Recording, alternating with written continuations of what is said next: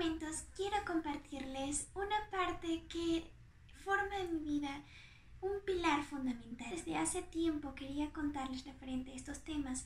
De hecho, era el enfoque principal que iba a tener mi cuenta, pero realmente se dieron muchas vueltas, encontré otras aficiones que quería compartir y pues no le di la prioridad correcta. Pero se acerca una fecha muy importante, entonces decidí hacerles este vídeo para comenzar a contarles un poquito. En mis culturas, y más aún en las épocas pasadas, no se solía llevar el tiempo de la misma manera en que se hace ahora. Para poderles contar referente a estas celebraciones importantes que se acercan cada vez más, es necesario conocer un poco sobre qué es la rueda del año. Pero para saber qué es la rueda del año, tiene que haber un preámbulo sobre qué es el calendario celta. Porque realmente el calendario celta y el calendario romano son muy diferentes. Quiero aclarar primero que la rueda del año no es lo mismo que el calendario druida. Les digo esto porque muchas veces veo en las plataformas que dicen eso, pero no es así. Si bien es cierto que la rueda del año está basada en el calendario celta, pero esta es una perspectiva neopagana y aunque sí es solar lunar de igual manera y agarra las festividades principales, quiero comentarles que el calendario no se compone únicamente de lo representado dentro de la rueda del año.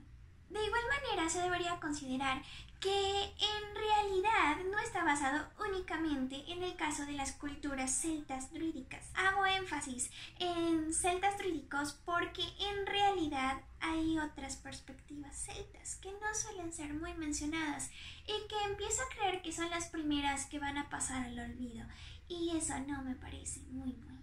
Volviendo al tema, el calendario celta druídico que se suele utilizar está basado en 8 festividades principales. Estas 8 festividades principales son las que en cierta forma se adoptaron como los sabbats wiccanos cuando nació la cultura neopagana de Gardel.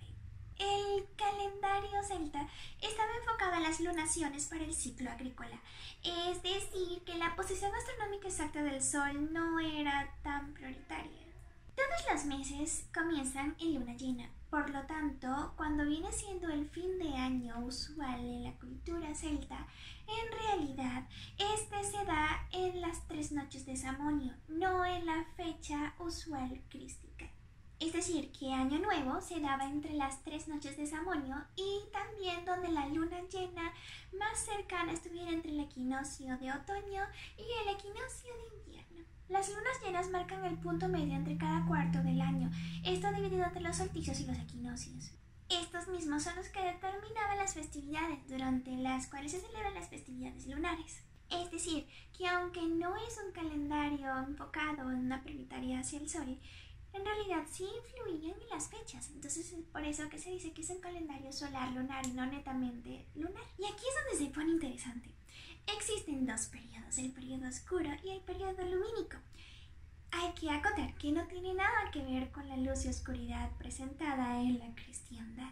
En el periodo oscuro, que en realidad se llama invernal, va de Samonios a Cudlos, es decir, alrededor de abril. Y el periodo claro, que en realidad se llama estival, va desde lo que vendría siendo Giamonios hasta Cántilos.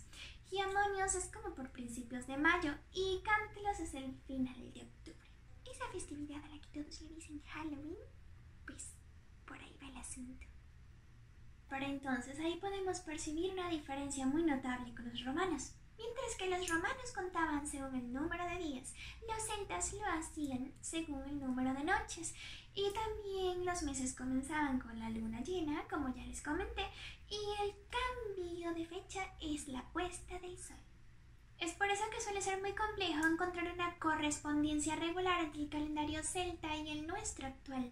Entonces aquí es donde las fechas del calendario celta tienen un valor diferente cada año. Para las personas que no tienen mucho conocimiento según los cálculos que ellos realizan, les puede confundir un poco. En otro video quizás les explique cómo se hace la precisión lunar. La verdad es que la correspondencia lunar entre el calendario celta y el calendario romano se da aproximadamente cada 19 o 20 años. Comprendiendo todo esto del calendario celta, nos vamos entonces a la famosa rueda del año Wicca. Antes quisiera aclarar también una cosita. No soy wiccana, sí conozco el veganismo, pero no es mi cultura ni mi filosofía de vida. La verdad es que sí le he practicado, pero me gustan más los enfoques antiguos. Entonces la rueda del año es como una graficación. Esta graficación tiene forma de estrellita. Voy a tratar de ponérselas aquí. Juntan todas las celebraciones neopaganas que quieren designar el ciclo anual de las estaciones. La verdad es que no solamente los celtas celebraban estas fechas, había muchas otras culturas como las nórdicas, por ejemplo, los Rushe. Volviendo al tema, El eje principal es determinar las festividades mayores y las solares, que son las festividades menores, pues quedan como en segundo plano, pero también van incluidas dentro de la estrella. La única diferencia es que estas, ¿cómo decirlo?, no son tan prioritarias. Estas son las festividades que se celebran regularmente al año, porque hay otras que se celebran cada 3, 7, 5, 9 y 11 años. Entonces, en conclusión, podemos decir que la rueda del año es un derivado neopagano que está inspirado en el calendario celta y algunas otras culturas que comparten ciertas festividades en común, pero se dice que está basado principalmente en el druídico o celta porque comparten el nombre. Le da más prioridad a la luna que al sol y los días se cuentan de las noches y no desde los días como en el caso románico. También que el año termina en una fecha diferente y comienza en una fecha diferente.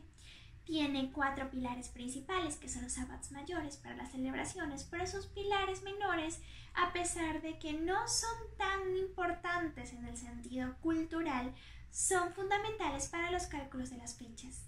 Bueno, cualquier duda que tengan déjenlo más abajo. Voy a tratar más adelante de hacer un poquito mejor los videos referentes a estos temas. No les tengo preparadas una... no sé cómo decirlo, una dinámica. Claro, antes de que estallen las personas que son de estas culturas y que saben que hay cosas que no se pueden compartir, no se preocupen que esas cosas no las voy a decir.